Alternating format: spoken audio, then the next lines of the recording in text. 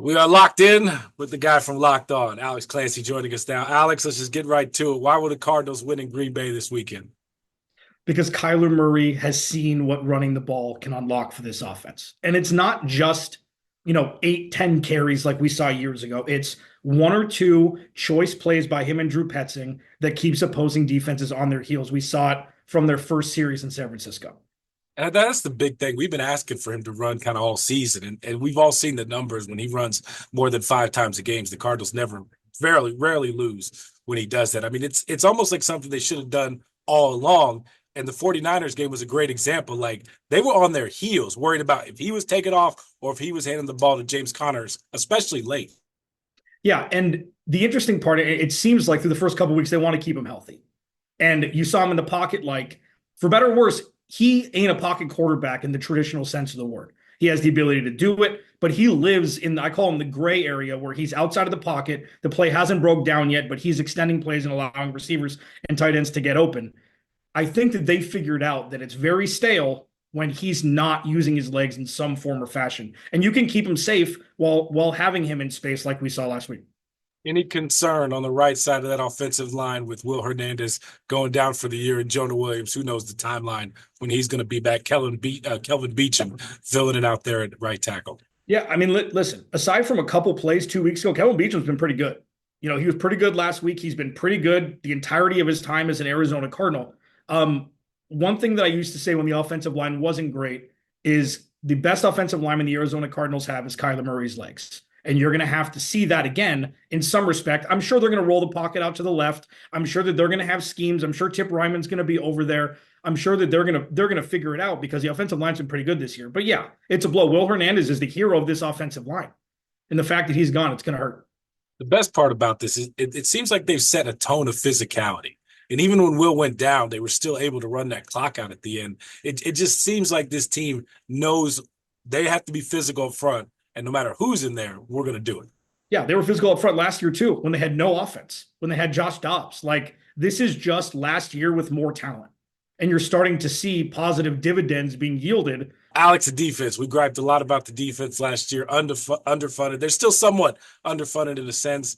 Maybe Darius Robinson plays this week, maybe not. I don't know. But can they build off that performance last week against the 49ers? And is that the type of defense that these guys are capable of playing? Yeah, I mean, there's blood in the water now. Like, they see what turnovers look like and how it affects games. I mean, Jesse Luketa with the punch, the 2 interceptions, the one to seal it. Garrett Williams and Max Melton are starting to emerge, and Garrett Williams, after missing last week, seems to be on track to play this week. If the young corners can play, if Rabbit can continue to be graded highly, like, this defense is completely different, irrespective of pass rush. But yeah, they need to be opportunistic for sure.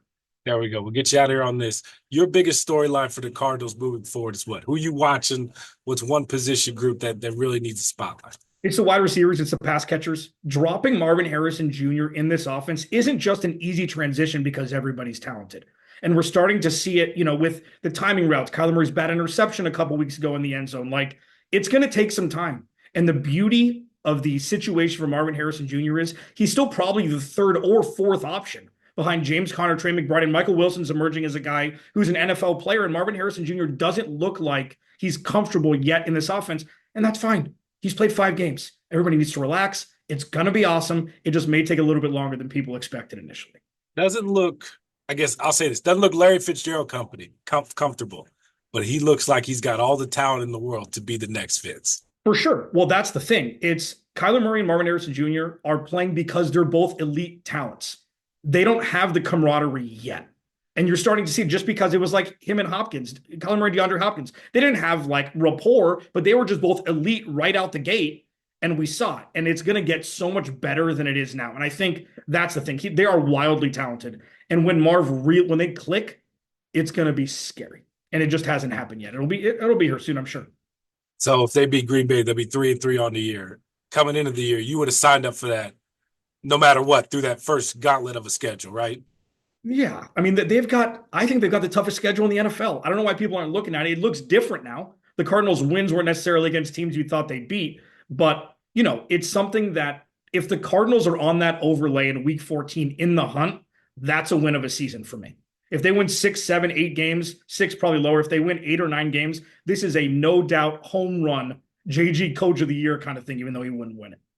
By the way, the hair and the beard just look fantastic, man. Listen, It's flowing. I'm holding on for dear life with this hairline, baby. I'm holding on for dear life. But the Cardinals have helped it to not recede as much this year, which is nice. Yeah, I got like 10 gray hairs, and it's probably from them. So we got nothing wrong with salt and pepper, baby. Nothing wrong with salt and pepper. Thanks, buddy.